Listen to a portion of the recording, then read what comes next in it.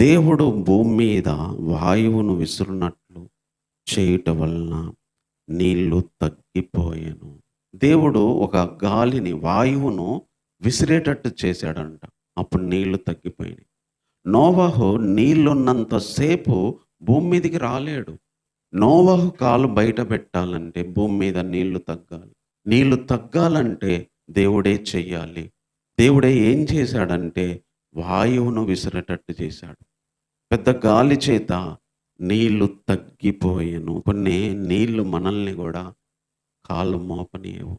మనల్ని ముంచడానికి వచ్చిన నీళ్ళైతేమి, మన మీదికొచ్చిన నీళ్ళైతేమి, లేకపోతే మనం బంధించబడడానికి మన మనస్సు, శరీరము మౌనంగా ఉండడానికి కారణమైన నీళ్ళైతేమి, ఆయన తగ్గిపోయేటట్టు చేయగలడు. నీళ్లు తగ్గిపోయెను. అలాగే ఏదైనా ఆయన తగ్గించగలడు.